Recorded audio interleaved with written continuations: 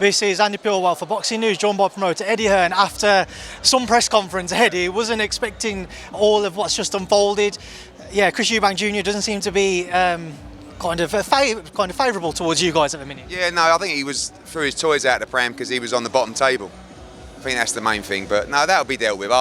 No comment on that one. I think that's we'll let that be dealt with. Do you feel like, was he out of the blue? Do you think he's taken everything personal? Where do you think that's kind of stemmed from? He told what to say, probably. But, you know, I mean, pretty wild. But, you know, it's okay. Look, you have to, if you're going to say things, sometimes you have to live by those words. So, yeah, we'll see.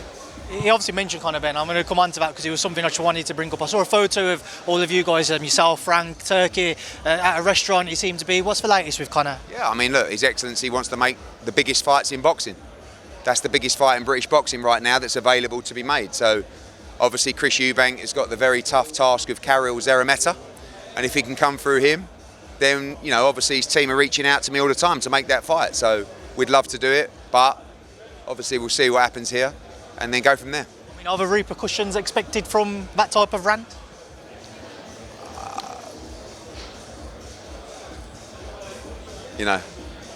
Frank wasn't too pleased. I think that's quite easy to see there. Just want to get your thoughts moving forward. Beterbiev Bivol, massive fight, undisputed. Just talk to me about seeing them both up on the stage there. Yeah, I honestly think this is the best fight in boxing. You know, I think when you look at the matchups, and I appreciate obviously there are bigger fights commercially than this, but let's be honest, as fight fans, tell me a better fight. Like, this is just one of the top fights. Obviously the undisputed light heavyweight world championship, the two best light heavyweights in the world, every belt in boxing on the line. So for me, can't wait. You know, and what is it? 2 weeks away this Saturday. It's come around so quick.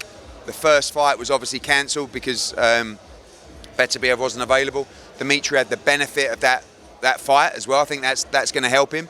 But it's a complete 50-50 fight. Bivol, the master boxer, and you know, Artur Beterbiev, just a destruction machine. Very powerful, incredible fighter. Two of the very best in the sport going at it.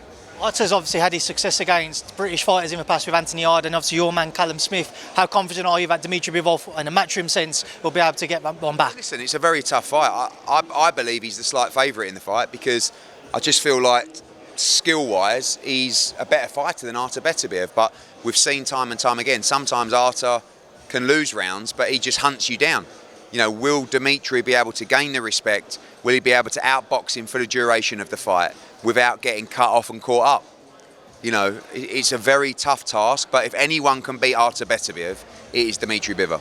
I'm interested to ask you, Eddie, we did an interview before Canelo Berlanga. We mentioned the potential possibility of a Canelo-Bivol rematch, and you said at the time you didn't see it kind of aligning. Well, obviously since then Canelo came out and he said that he could chase that rematch. Something you think could gather momentum? I think if Canelo Alvarez really wants to avenge that defeat, and I believe he does because I know he's a competitor, and if Eddie Reynoso thinks that's a winnable fight, the fight will get made. If Dimitri beats Canelo Alvarez, we have an opportunity to do if Dimitri Bivol beats Artur Beterbiev, we have an opportunity to do Dimitri Bivol against Canelo Alvarez for the undisputed light heavyweight world championship, which all of a sudden brings another kind of attraction to the fight for Canelo.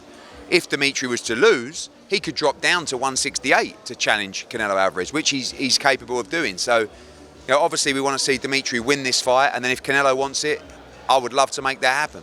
Obviously, just coming back to this card, you haven't had a lot of success against Queensberry fighters recently. Sky Nicholson to get one on the board there? And we've got two, we've got a lot of matchroom Queensberry fights coming, but we've got two already signed, which is obviously Masood against Liam Davis and Sky Nicholson against Raven Chapman. So, you know, I saw Sky this morning over there, I said, do not let us down. You have to win this fight. I think she's a favourite in the fight. I really think Raven's a fantastic fighter, but Sky's got extra levels to go to, and I think, you know, she'll show it in this fight. The better the opposition, I think the better she'll be. She's hardly lost a round as a professional so far, but it's a brilliant fight, and the first World Championship female fight in Riyadh. You know, we were talking to George the other day about Sandy Ryan against Chantel Cameron.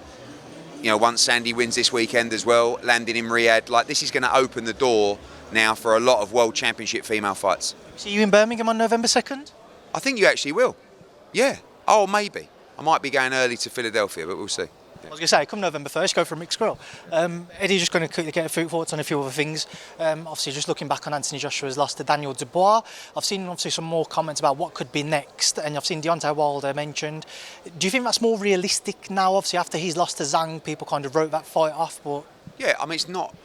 People have mentioned the fight to me.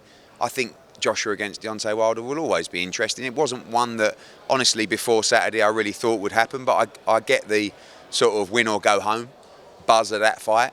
It's a very dangerous fight for both still. But for me, you know, obviously we have this option to do the rematch. Myself and Anthony are seeing His Excellency tonight.